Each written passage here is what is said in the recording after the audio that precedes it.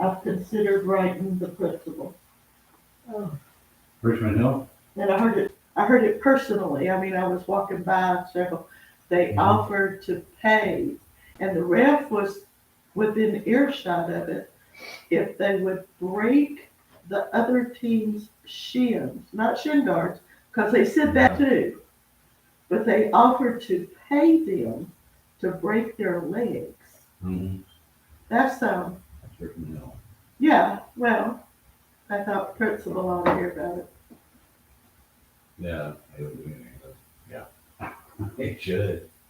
I was a little amazed. But yay, undefeated. They played good today. That's good. Yeah. I'm glad. The championship game will be next week. Well, it'd be Saturday. That's Yeah, what Matt said was Saturday. they were looking for volunteers. Don't know what time, so, but I do know Saturday, so. They kind of really, and Addie comes to high school next year. Yes, she does. She may have me. She is. I'm not sure. One of the things with, did they like pre-register or classes Well, or put in preferences? they have done that. She did put you on something, but I forgot what it was. Well, I don't know what I teach next year. I won't know till August. I mean, I will know probably in a couple of weeks what I teach next year, but it'll change in August, it always says. Really? But they've already offered, and she put down her preferences Mm-hmm. of courses. Yeah, but the courses, Or contingent. I don't teach the same courses every year. Yeah. I mean, one year, this year, I was supposed to teach just about all geography. Yeah. Well, I don't teach any geography. I teach all world history. So that's going to be the ninth grade class next year. If I understand world history, if they keep me in that, then I'll probably teach most of the ninth graders. But then the government teacher is leaving, and I taught government the last time I taught anything. I was the government teacher. Yeah. So I don't know. It all depends. I wind up, because I'm certified in so many things, I wind up getting what nobody else wants. Or everybody else gets what they want, and I get what's left. Which is not all bad. Not Sometimes always. that's One year I came, a learning experience. I was teaching 4 sections of freshman government. 8 sections of freshman government, and 1 sophomore English, and 1 senior English, British Lit, which I like. I love Hamlet and Canterbury Tales and stuff that you teach in class, and they don't. Kids don't, but I love it. All right, Barry, would you lead us over prayer, please? Sure. Let us pray. Dear Lord, we thank you for this opportunity to come here to worship you, sing a song. We ask you to bless all who are here and bless this congregation that we thrive in this community. We ask this all in your son's name. Amen. Amen. All right, in chapter 18 of Matthew,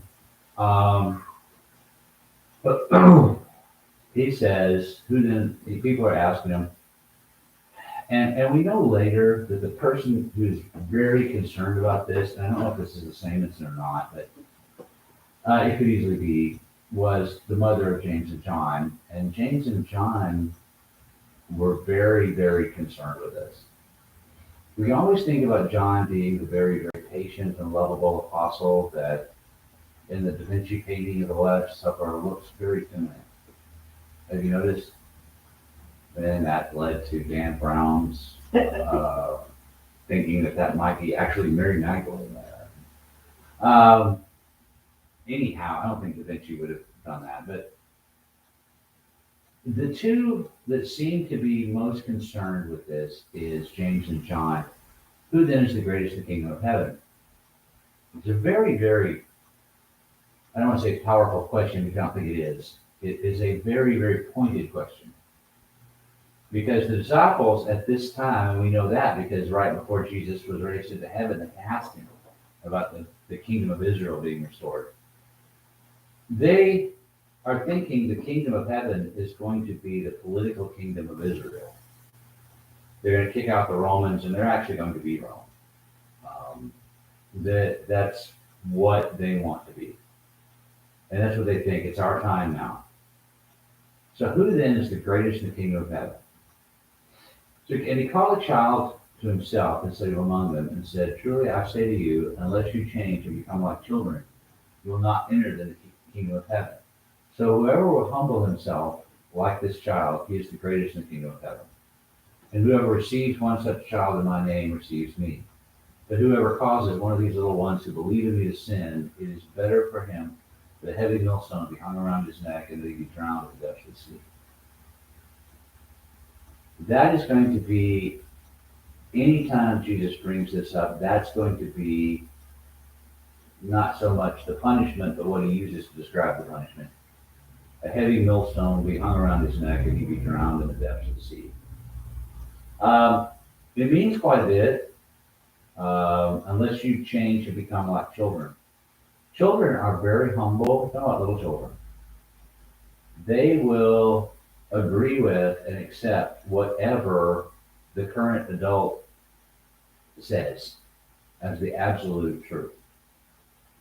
They always do. In fact, we have had trouble in our time with that. I don't think Jesus is advocating this as regard. I saw a documentary one time where a guy came into a playground of a group of children that had been told not to even talk to strangers or have anything to do with them. And the guy came in with a leash and said he was looking for his dog, and every single one of the children on the playground went with him out into the woods Right out. No hesitation. to look for the dog. Yeah, there. My grandmother Chipman told me one time not to ride with strangers, right? Mhm. And she always beat me because my Aunt Cassie stopped and picked me up. I got left by the bus. Uh-huh. And I didn't know the people in the car. And I said, Aunt Cassie, I know you. I was 6 years old. I said, Aunt Cassie, I don't know you. I said, I know you, said, but I don't know other people, so I can't ride with you. Uh-huh. And guy on the record picked me up. Uh-huh. And it was just funny. Yeah, a guy on the record. Nowadays, I wouldn't ride with a guy on the record because, he might murder me. But it was funny because when I got home, Mom come roaring up there. Mhm. Why didn't you ride with your Aunt Cassie? I said, Mom, they were strangers. And Mom told me not to ride with strangers. But A guy on the the record. guy in the record, you didn't know at all. But you think when you're little, wreckers help people, policemen help people, nurses. Mm-hmm. But when my grandmother told me don't ride with strangers, even though that was my Aunt Cassie, she had her family in there. I didn't know none of her family. I mean, but like you said, I understand the 6-year-old mentality. Yeah, Grandma said not to do this. You don't do this. whatever else. I tell you that every one of those little kids went with this guy with a leash off into the woods, and it was all being done. The parents knew about it, and Yeah, all the parents That's said scary. They were all sure that they wouldn't, Yeah. because they had been the parents were pretty emphatic about they dogs. were absolutely positive that the children wouldn't go, but they did. Hey, Miss Kim. It's like one of Mom's favorite commercials, the Geico where the car's running. They said the girl says, let's get in the running car. And everybody said, are you stupid? With the chainsaw. Yeah. Let's hide behind that group of chainsaws. Yeah, like, the car's running, it's got gas in it, we can leave. But what a child will do, and this is the way he's talking about, if you will just place your trust completely in God and not worry about all this stuff, that's humbling yourself like a child. If you will do that, and then he says, whoever causes one of these little ones who believe in me to sin, it would be better for him. He gives this millstone and neck and drown to death the sea stuff. It's not like a pleasant death. Well, it's even worse than that, because the Jews at that time, and even many Jews today, what we call a decent burial is absolutely essential. Well, I mean, when you're dead, you're dead. That's the way we look at it. But they, I got some friends from Orthodox Jews, like you said about the tattoos. If you got a tattoo, you were I not never looked going to that up either.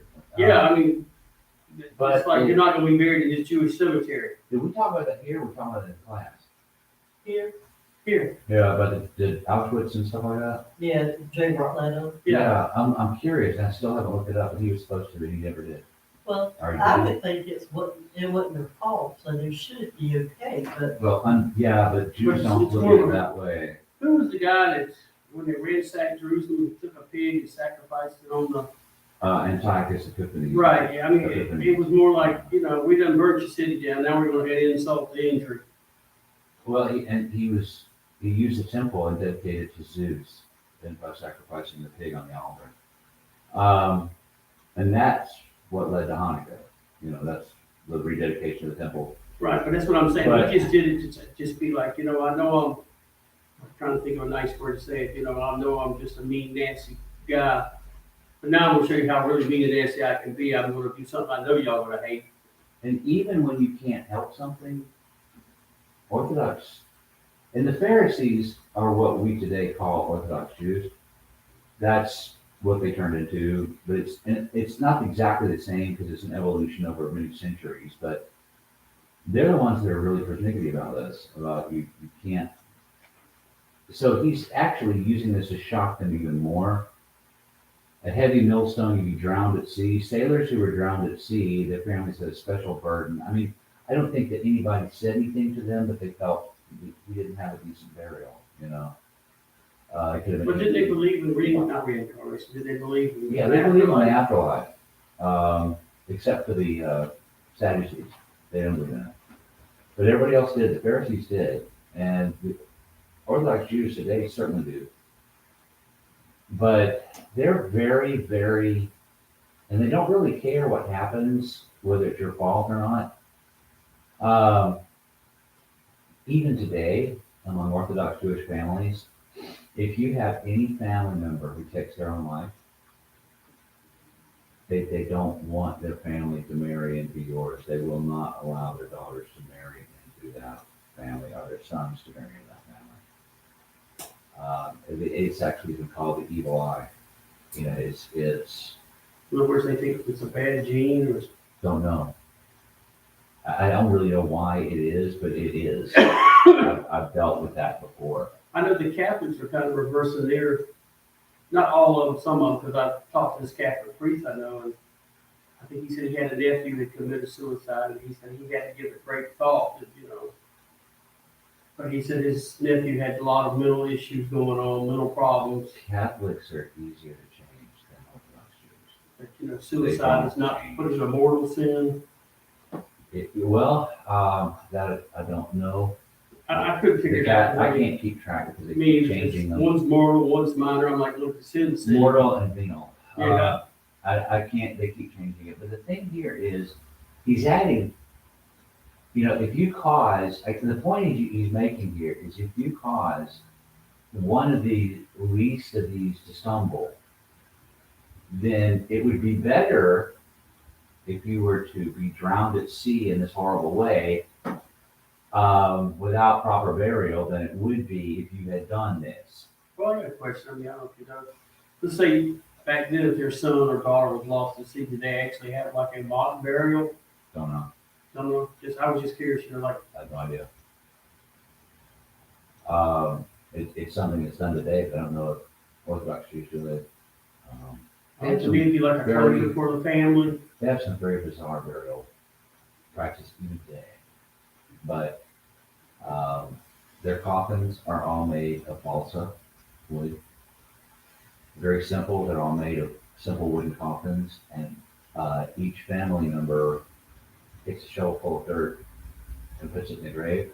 And about the third or fourth shovel full, that coffin breaks on that bottom, and they scream. It's really horrible to watch. Now, in verse 7, he says, "Woe to the world because of its stumbling blocks. For it is inevitable that stumbling blocks come.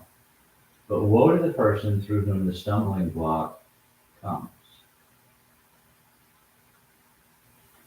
That's something I've always thought, and it's something I'm scared of a little. And you can tell because of how many times I say, follow Christ, follow what the Word of God says, do not follow me. This is the passage, when it's repeated elsewhere, that bothers me a lot. Because you don't want to become a stumbling block. You don't want to lead people astray. You don't want to cause them to fall. And yet there seems to be so many people today that not only don't mind being stumbling blocks, even actually actively seek to be one. Have you noticed? Oh, yeah, I know. What In the church, people want, I think it's narcissism, power, control. well, I think it's that, and I think it's other things. I think it's this, and it's a Western thing predominantly, although it happens in other cultures, but we seem to want things to go our way. I told the kid today, I said, you're never gonna get this. I don't care. I don't like it. I said, that's not enough. He says, it will be for me. I'm never gonna do anything in my life that I don't like. Good luck. Well, I didn't say anything because I knew there was no point at that time. Is that like your little basketball player that said, yeah, I'm gonna be in the NBA in 10 years or 5 years? Where's he now, working for the city? Yeah, to be honest with you, I don't know where they wound up. Two twin boys. I'm gonna let you, but I'm gonna be in the NBA. You can't be in the NBA just because you want to be. We had a football player that he was pretty good for us. He graduated last year. And 9 through 12, he was pretty good for us, and he got into the weight room and he got humongous. But he was only like 5'7". He said, he and I talked about it. He said, I'm not gonna have to worry about it. I'm going to the NFL. I said, there's no way. Well, you say that, you know. My brother kept up with I'm not. statistics. You know what the percentage of college boys goes to the NFL? Whatever they are, it's even lower for kids at Brighton High School. 3%. Yeah. I mean, I'm talking about all the All of continent, them. all the college, and that blew my mind, because, just using that, like, Well, I and I was said, what do talking you to mean? him. He said, think about that, the top 3% of all the colleges in the United States. Mhm. And there's Well, local colleges. this was the same kid that told me when COVID first came out, before we ever had any cases, and it was going through China and through here and showing up. He said, I'm not worried about it. I said, why aren't you worried? He said, because you can't, black people don't get it. Oh, no. That's what he said. I said, that's true. Well, you say that, but I've seen it, so. What, did you know snow is racially disproportionate to Mexicans and blacks? Well, that's because they don't live in the sun. No, when it snowed in It's Texas. like, No, when it snowed in Texas, where my sister lived, downtown area, they shut the schools, the hospitals down, and my brother-in-law had forced to get up and go to work, because he worked for Carroll County, transportation. And I called my sister, I said, the snow's disproportionately, against somebody on CNN. I said, okay, I didn't know the snow was racist now. This kid just knew he was going to NFL, and the kids were telling me about him. Now he didn't go to the NFL. I told him, and he had trouble in class. I don't know. A lot of it was maybe a learning disability, but a lot of it was attitude about everything. He did graduate. I don't think with a regular diploma. Anyway, he graduated, but he did not go on to college. Which, if you're going to go in the NFL, your chances are better going to college, and your chances are better if you go to like a Big Ten school. If that's your dream, you need to do it. But A backup even plan. Rudy didn't make it. One of my personal heroes at Notre Dame. Rudy didn't make it. 4 years he's on the football team. He's short. He works. He does everything he can. He's on the scrub team, which means they're the team that you Beat up. Yeah, you beat up because the coaches run them, and that used to be my job, is to run, you know. He said, here's the offensive plays that our opponent's gonna use, get your scrub team to run 'em. And I hated it, because I knew these kids were never gonna play, they just, He became like a big dog, kind of yeah. use them as a crash dummy. But I had to make my kids that played, run that offense as well as I could make them run it. And the head coach would come to me and he'd say, well, that's not really, I said, you want to swap jobs? I'll run the defense. You run this? Get these kids to do it? But they're basically just filling. He's a good friend of mine now, and always will be, but he didn't understand. He wanted to run it perfectly. And anyhow, this kid was good. I mean, we depended on him an awful lot. And I talked to the head coach, all of them that we had at the time, and that was the time we had several. But I said, you can tell him that if that's his dream, it's probably not going to happen. But if that's his dream, he needs to do it right. But he just had this attitude, I'm just going to do it. And you can't go to the NFL because you want to. You can't play in the NBA because you like to. You can't be a Major League Baseball player because that's what you would like to do. Yeah, that's talent. You He wasn't can't study passionate about in school Mm-hmm. and make good grades just because you want to. You'd like to. But I have a feeling it is parents disproportionately have an expectation because I want my kid to go and you emphasize something. And I think anybody can do anything, I really do. Mm-hmm. But there are circumstances, and if you don't follow the rules, if you don't do what's necessary, you don't go to the schools that make it necessary, you have to dedicate yourself. And not everybody wins then, and that's where the parents come in. Mm-hmm. You're not a failure because you tried your best. Mm-hmm. And I see it going to these little kid games and traveling teams. Mm-hmm. Their kids are, and I think, what field are you watching, you know? Mm-hmm. I don't understand because the goal is not to do No. that. It's to be a good person, I to saw go as far as you can. a family had 2 boys and a girl, and the kids were going to, and this started when they were little, at Lanier, they were going to get athletic scholarships, you know, and they were going to go to the colleges of their choice, you know, and they were going to go into professional sports, and they made it their game. They made it their goal. These kids were doing, and so, you know, even at Lanier and at the elementary school at the time, they had 2 different, now it's all the same, but they would call them and said, your kid's not turning in assignments, homework. And the father would say, no, Tuesdays and Thursday nights, that's not school night, that's baseball. They don't do school on those 2 days. They said, well, they're gonna have to. And said, they're gonna get athletic scholarships, and the father said, and the mother said, oh, they're getting athletic scholarships, they're not gonna be worried about all of the school stuff. Of the 3 kids, the athletic scholarships went to none of them. And they were good, okay? They were really good at baseball. But I coached one of them, and I didn't want to coach another one. And I really liked the kid, but when you put him in a baseball uniform and put him on the field, he wouldn't listen to anything anymore. And you have to listen to me, because I don't know nothing about baseball. I was just doing it as a favor. But the head coach knew everything about it. He was a student of the game.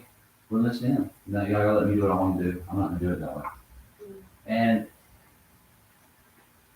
he never went. Now, he's still a good friend of mine, and it turns out, this is a tragic thing about it. It turns out that not one of those 3 kids, when they got to be adults, wanted anything to do with sports. The one that I coached, that was doing his first father, he is into music now. It's his passion.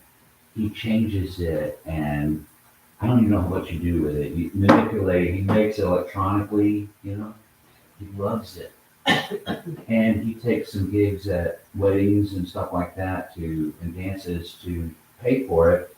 And he also, I think, is a real estate agent to help, because he can do that, but that's his passion. Now, the other two, I don't know. But, Joe's granddaughter was gonna be a professional ballerina mhm, until she flatlined at practice. mhm. She hasn't danced in over 2 years. It's a, And she went for some professional things in New York and mhm. California and Hawaii, and she was on the right path. A medical thing could take you out like that, or Anything, it just might not be good enough. And what I've noticed is you might go to Plain County High School where you might get overlooked. Because these big scouts don't come there that often. If you saw what work our coaches have to do to get scouts to come. Now, we get scouted by, and I've gone out to dinner with, and they've bought me dinner before, because it's not I'm not going to encourage a kid to go another way, but I will let them talk to a kid, because that may be the only way they feel comfortable.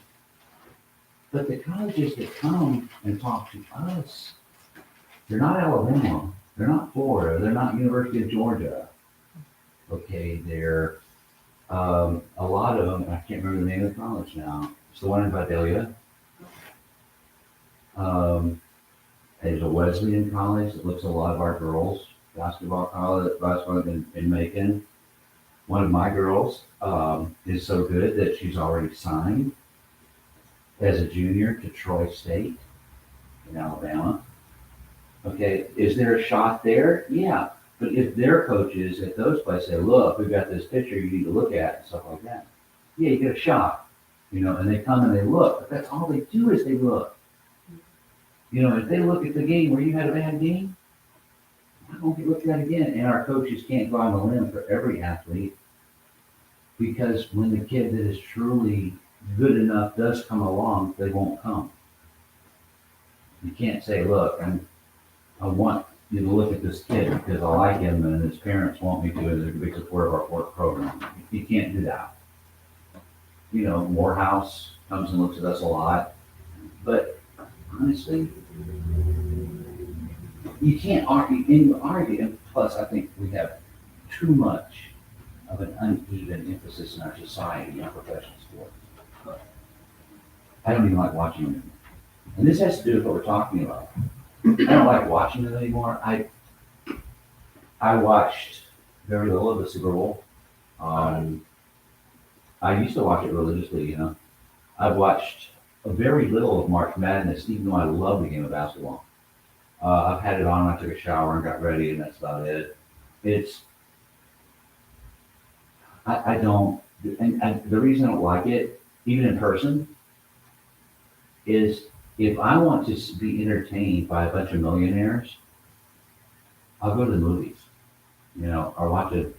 Dad can tell you I'm hooked on Netflix binge watching, When I watch TV, I hardly ever watch broadcast. When I watch Netflix, and because I get to watch it one after one after one after one after one. I have to wait until the next week for another episode to come out. But I'll watch that. I'm not going to go and watch a bunch of millionaires play basketball or football or baseball. It's just not going to happen.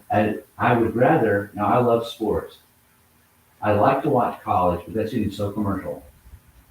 I would rather go to a high school game, any high school game, and watch what goes on, because those kids are playing and those coaches are coaching for the most part, for the love of the game. well, so many sports are being political, not sports. Mm-hmm. They have a political twist to it. I know, and And they're that's starting, from NASCAR all the way up. that's starting to get me ticked too. I like watching kids play. I mean, it may be that we get so many politics, because we're, with Title IX and all this other stuff, and high school sports is getting kind of political, and maybe I start watching Henry's Park, They're fun to watch. I want to see people play the game that are playing it because they love the game. I would love to go to a Savannah Panthers game if they still even have the Savannah Panthers.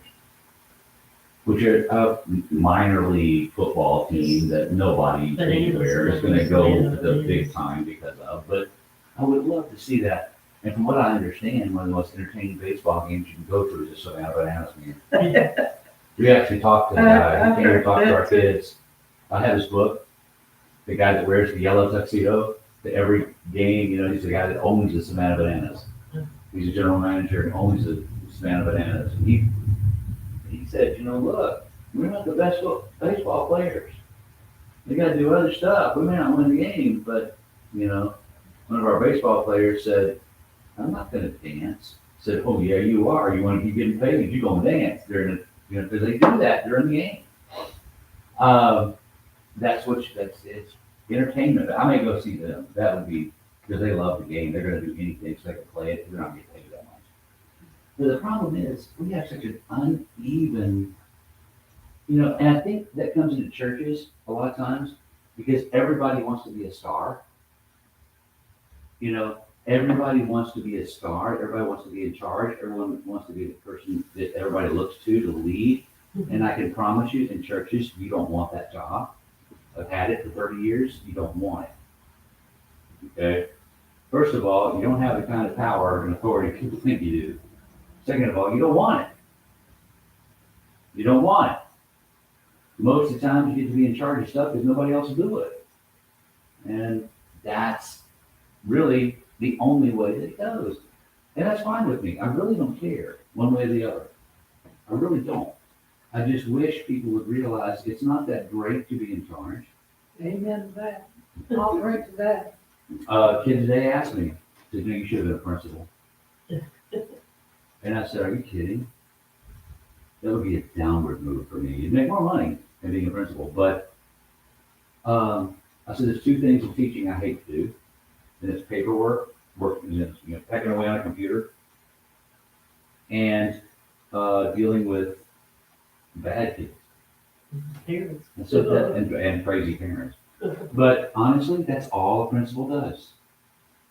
And usually when I tell a principal, they get kind of insulted. And that's, I don't say it much anymore, but really, if you want to do that, do it. Stay out of my way. Take care of stuff. Order me my pens when I need them. Other than that, leave me alone. Don't, you know, I don't want that job. I don't want to be a superintendent of schools. I like hours. I mean, I've met him several times. He knows me by first name. That's about as far as I want to go with it. I like our superintendent, but he deals with money. And he deals with personnel issues. He deals with legal issues. He deals with this, that, and budgets. And no. Don't want anything to do with any of those things. It may be a month goes by, he never sees a child. Well, I know from the, But there again, I'm sorry, that's what you may like to do. Mm-hmm. So, If that's it, have you at know, exactly, and everybody should have their place it. Mhm. and be encouraged to do kind of what they like, what they want to do, get paid for it, do a good job no matter. If you get paid for it, you You're do gonna a good find job. That even the principal 56 an and the hour just don't superintendent cut it. don't get what they want either. What, Ms. Reese?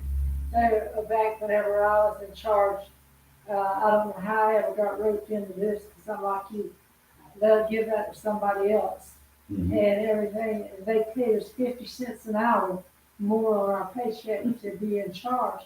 And I finally told one of them who was kind of in charge of Mhm. stuff like that they're getting more money. But I said, you know, I can make more money babysitting Mhm. and enjoy it a lot more than I can out here. I got people's lives in my hand, you know. Mhm. It is not, kids don't get it. Just because you're in charge does not mean it's fun. You don't get your way ever. And I mean, and you go even higher, you know who our great boss is the state superintendent of schools, Gary Woods, Dr. Gary Woods. He never sees a child all day long. He gets a pile of money, but he sits with the state board and they work and make budgets and make decisions. Deflect and phone calls. Yeah, they deflect phone calls. he's just that way. I mean, that's what they do, and I wouldn't want to do that. Yeah, I wouldn't want to get up and go to work where there were no children to teach, even though some of them are kind of, like last couple of days, kind of ahead, but, most of them aren't. I don't know, I'm teaching about something I generally love. I'm teaching about the origins of the Industrial Revolution, where we got Adam Smith and Karl Marx, capitalism and communism. You getting a call or? She needs to call me back later. Oh, okay. Trying to take. Well, that second part though is always, I don't even know how to take it. Woe to the world from their own. I don't really know how to take it because usually if you're doing that thing, unless you are evil or unless you plan evil, you don't know enough to throw your hand away or your eyeball away or. Well, that's the next thought. 7, I think, goes, in fact, my Bible even divides them. Doesn't. 7 and 8 and 10. 7, then there's 8, 9, and then 10. The 3 different kinds of thoughts. I think they're connected, but they're 3 separate thoughts about it. The first one is, which is all right, the time for today, but stumbling blocks. They're going to come into the world, and the world has plenty. Sometimes they're people. You don't want to be that. I do this in school and I do this here. People will ask a question and I'll say, I really don't know. And I don't want to tell you that I do. And I don't even know if it works at school because I think they're going to go ahead and say, well, he says it's true. And I don't know, but I think so. I kind of weary saying at school here, less so, but I guarantee you somebody will if they want to. Leave and say I said something when I did say, I don't know, I think it might be, is all I want to say. This is why I've actually been asked to go into politics as soon as I retire, and I'm not doing that either. Because everything you say in politics, people get a piece of it and find what they want you to have said. And I don't want that. If I was ever in politics, I'd just keep my mouth shut. That'd be interesting. I love that. I've always thought to myself when I was younger, why in the world they hide behind that no comment answer? Now I know why, and now I don't blame them. I would too. Because people will fight you up. Our last president, Thomas Allen. People will take what you say out of context. People will take what you say, take a little bit of it, and say this, that, and the other, and crucify you over it. Amen. Or they could hero that one. Well, some people, Vice versa. it all depends on who it is that's making it. No, that's not what I believe. Well, you said you believe that, and we love you for it. And now the president is finding that same problem. They had, which I don't even know why this is a big deal right now, but in the middle of everything else is the Hunter Biden thing about his finances and stuff like that. From what I've seen, he's trying to leave it alone, and they just keep trying to put the president to it. And let's face it, I don't want my dad judged for stuff I do, and I don't want to be judged by stuff he does. I think it's more the people that joined on the letter, because they were the people who testified and everything else falsely. And I think, we need to get to the bottom of that part. Just because they initiated it. They needed to. They weren't even asked But to they do don't it. need to connect with you. I mean, and then they're taking snippets of things, and then here lately, with the January 6th thing, and they're investigating and stuff, they're taking little snippets of stuff that President Trump said, and using that against them. It's not. And they're sort of going against the Constitution because no way possible can you think this is a speedy trial. No, this You know, it's not even a trial. And arresting people for, Contempt of Congress. well, just little evidence is what I mean. If they have contempt You can arrest certain things, but you don't leave it going forever, You know, that's the one unless you point got a good that lawyer. will quit, but the thing is, well, you know, the people that were in the insurrection, to me, if your evidence is a video, then take them to trial now, you know? Or then, but I don't well, I mean, understand, when they what should've. does the rest of this, About the foot, and get rid of it, I think and, it's hyperbole. If anything I causes think it's you kind of like to the stray, millstone, is to get away from it, right? you know? Yeah, we can start, self-examination, but if you've got anything in your life that is keeping you from being the kind of Christian that you should be, you should take out that of your life, or you should take out its prominence in your life. But because there's some things you just can't take completely out of your life. But it's hyperbole. He's not advocating self what, yeah, mutilation. sure. But Because it's, the first sentence, unless it's not where it belongs, is talking about being a stumbling block to someone else. And that's my confusion, Well, because I have a, that's 7 is stumbling blocks to someone else. yeah, 8 is stumbling blocks that you create in your own life. right, and 10 also is, And 10 is, well, 10 is just saying how precious children are. but how do you, how do you do that? If you're deliberately doing it, and of your own free will, then, you know, you are a stumbling block, and will you ever admit that you're wrong? Well, and again, I'm not sure that I define stumbling blocks. If as like most creatures do, if someone has problem with sin in their life, and they happen to go to church as well, they're just like everybody else that goes to church. And just because someone sees you sin and gets a weird idea about it, you're not a stumbling block. A stumbling block, I think, are people that actually go out and actively try To ruin your faith. to get their way Well, isn't it more personal than in that? churches and things like that.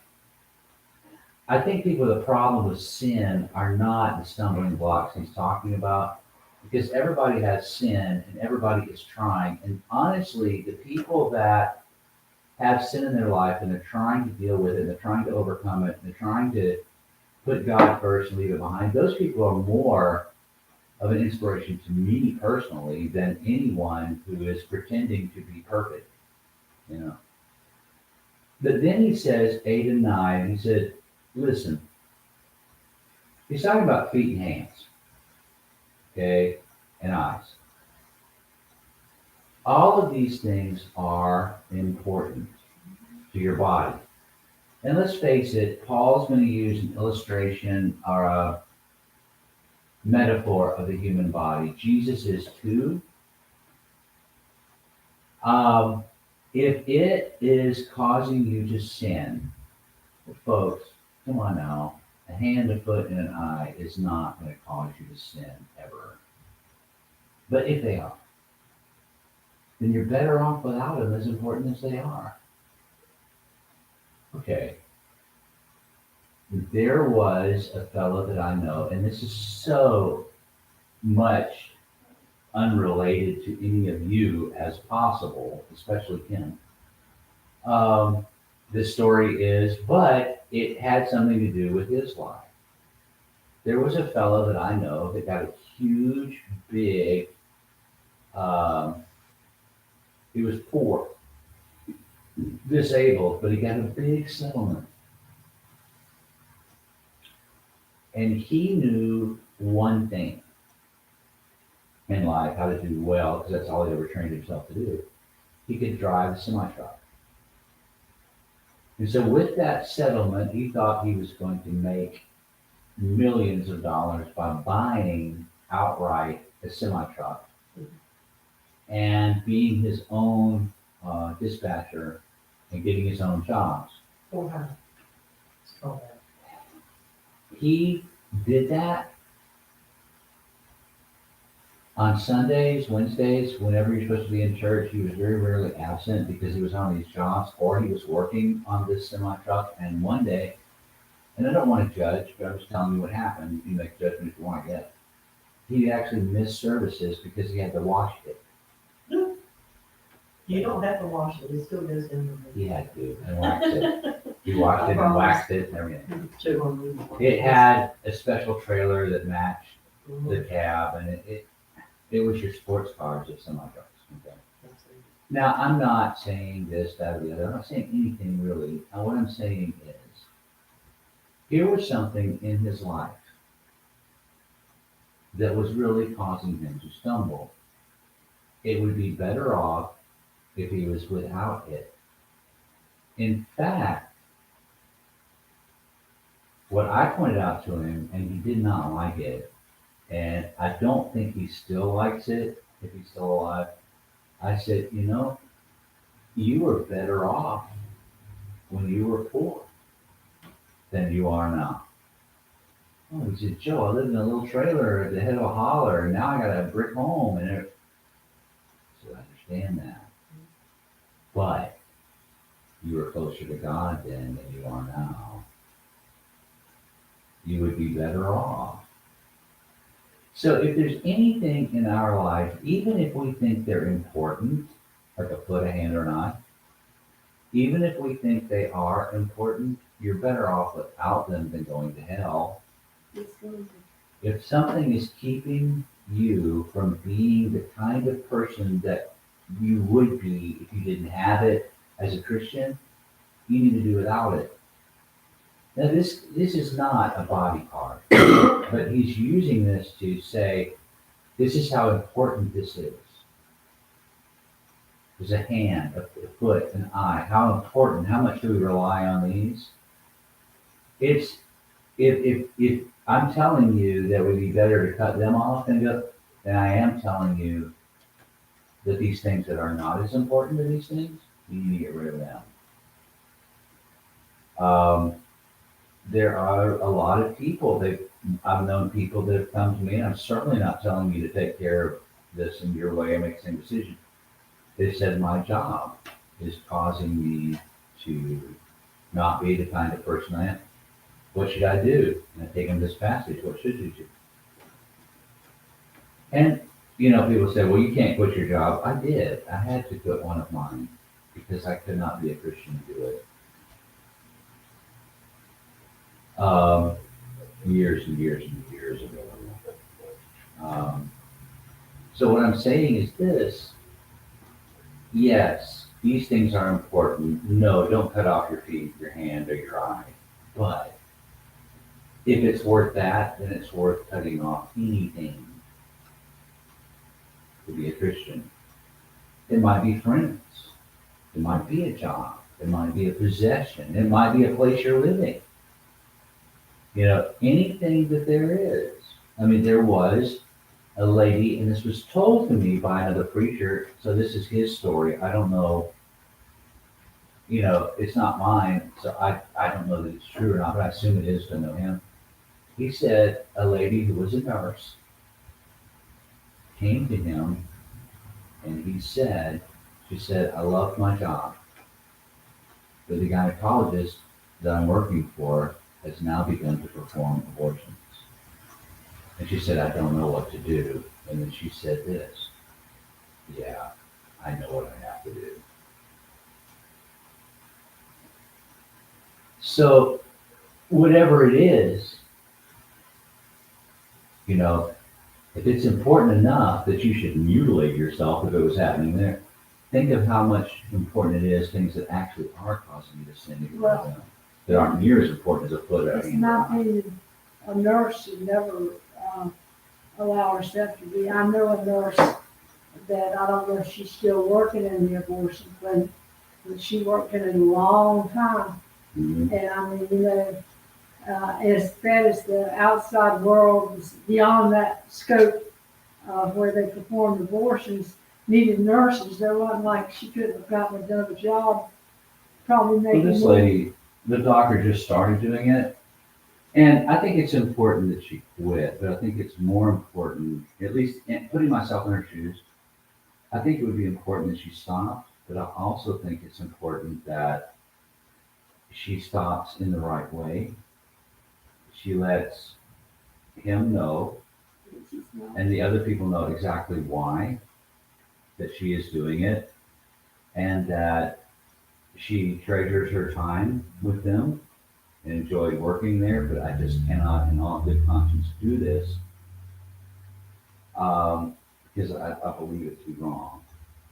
So that's what I think it is. If it's, in other words, I think we use the same kind of metaphor today, you know, but we don't use hands, foots, and eyes.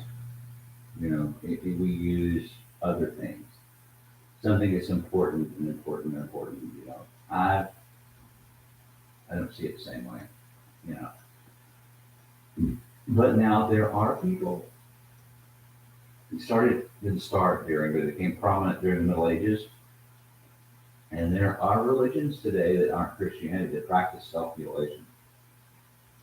When the plague was rampant through Europe, the popes directed them to, and others directed them to perform a ritual called flagellating, I think it's called, where people got a whip and they made a line, and you beat my back and I'll beat the guy in front of your back, and we'll just run throughout all of Europe doing this. And after a while, the guy in the front goes to the back, or the guy in the back goes to the front, and then, you know, it keeps on going. You know, they would beat themselves with it. That's a self-mutilation to show God how sorry we are for everything we've done to cause this plague. You know? So yeah, there are people that advocate this. I don't, and I don't think it's advocated. I gave up the end of my finger for nothing had to do with Christianity. But I think it's a metaphor, and I think it's a hyperbole. I think it's an over-exaggeration. Are they guardian angels? There is not a definitive answer to this, but it does seem like there to be one. Because their angels in heaven continually see the faces of my Father who is in heaven. So it does not specifically say it, I didn't know what the phrase their angels. sees his face. Well, all the angels see his face. Well, that's what I thought, but I didn't know if there was a significance in the phrase. And yeah, and I'm not so sure that how long in one's life they last. Everybody just assumes all of everybody's life, but this is talking about children. They're angels. If you remain then a child of God and you do remain what the goal is Yeah, to be like the children, then I guess you'll still have one. I guess that's the problem that you said had to say, I guess. I guess. Because it never talks about, to my knowledge, any adult having an angel. Mm-mm. But that's what we seem to emphasize from this passage more than anything else. These are children having. Yeah. I just assume with that though is that's the goal is to be childlike in our belief and That's our true. response. Yeah, I think But- you're like that, Vicky. But according to this, there's a big difference between children and adults so far, because it pretty much implies that all children are going to heaven if they die as a child. Pretty much implies that not all adults are going to heaven. You know, pretty much says it right out, actually. So, is this angelic presence part of that? There's no answer. I mean, just like there's no answer to yours either, you know. I guess they might, or they might, no book, chapter, and verse. I did hear this story that I will never use because of this. I'll tell it to you now, but I'll tell you that there was a lady that was just about as mean as she could be. She fought her angel all her life, and she finally died, and she was in hell. And her angel went before God to plead her case. Has she ever done anything good? And the angel said, well, one time she was in her garden and she took an onion out and she gave it to someone who was poor. So the Lord said, take the onion, and if you can pull her out of hell with that onion, she can go to heaven. So the angel goes to the depths of hell, and he takes the onion, and the woman grasps it, and he's pulling. And as she's leaving, the other tortured souls in hell are grabbing onto her, and she's kicking them away. And she said, you did not plant the onion, you did not pay for its fertilizer, you did not pick the onion, and you did not give it to anyone. You shall not come with me. At that point, the onion snapped, and she flew back into hell. I can't remember where I heard that, but I always have remembered it and thought it would be a good sermon illustration, but I will not use it because of this guardian angel thing. Because honestly, there seems to be some odd things about it that I can't pin down for sure about this guardian angel thing. It does seem to imply pretty strongly here that children do have them. Well, when babies are little and they're smiling, everybody says it's gas. But I always like to think they're talking to the angels. An angel named James.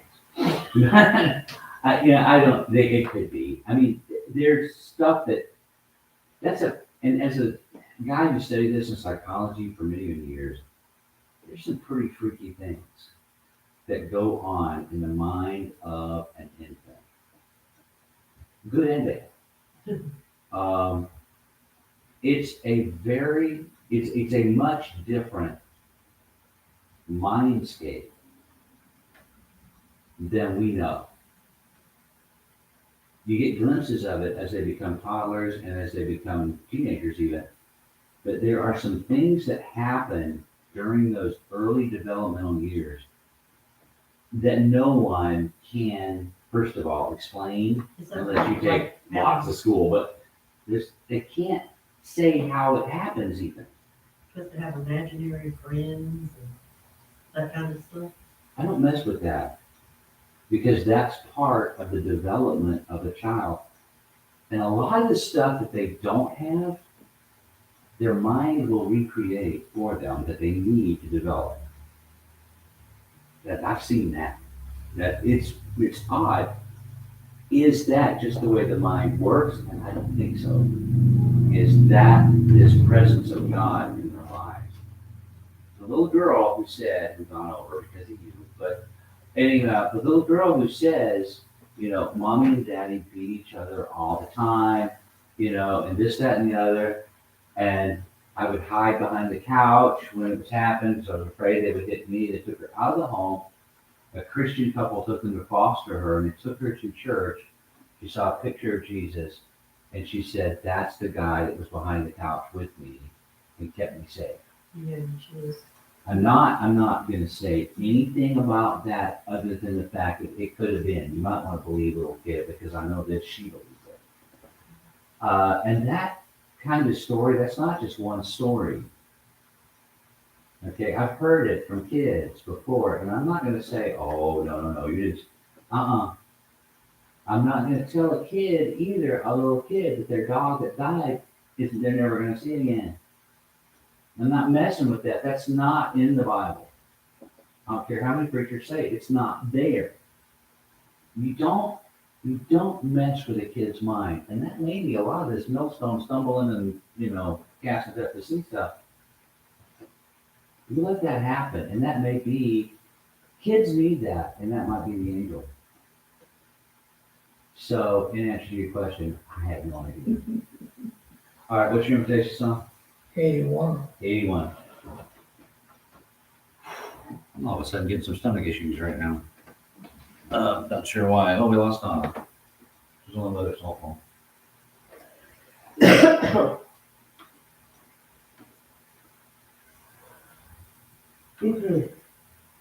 Excuse me. Me too. 81? Mhm. You know this? I do. I have no idea. I've never heard it. Well, But you go right ahead. All right. If you stand in need, respond to the Lord's invitation. When you come, together we stand and as we sing. In loving kindness, Jesus came, my soul in mercy to reclaim. And from the depths of sin and shame, the grace He lifted me. from sinking sand, He lifted me. With tender hands, He lifted me. From shades of night to flames of light. Oh, praise His name. He lifted me. Shall we pray? Almighty God and Father of all, we thank you for this day and all its many blessings. Pray shall be with all of us, Father. Help us, keep us to honor all those who have lost loved ones and all those who are sick and afflicted at this time. We ask you to return them to their much wanted health. We press and we pray. Amen. We have meetings this Sunday, and I think that's about it, other than worship, which I guess we ought to emphasize more. The calendars are new, they're back there if you haven't gotten yours yet, for April. Easter happens, although we don't have off Easter like we did before. I don't know why, we've always had spring break at Easter time, and I'm not sure why not now. End of the school year's coming up, which is a lot of busy time for every teacher that you know, and they're all gonna be gone, and when they need to be there for papers and tests and stuff. But I know a lot of people don't have family nearby to have Easter with. I thought about having dinner here for Easter Sunday. it's fine. And if there's any kids, who egg hunt or whatever. Roast rabbit or what? No, probably him. Probably him. You know, just all. My cousin raised rabbits and sold them like to Italy and stuff like that. And they always wanted us to try it. We Good didn't. jelly. I didn't think it I tasted like like to chicken. mine too. Oh, I've eaten several people's rabbit. I don't I like do it. not think it tastes like chicken, but Well, I think they say that because chicken don't taste like nothing. whatever you add to it. Yeah, it tastes like whatever you season it. When you eat chicken all by itself. See you later. Y'all be careful. It's getting dark. It is dark. It'll be light soon. You doing okay? Yes, ma'am, I worked today. Did you? I did. Sinuses was kicking me.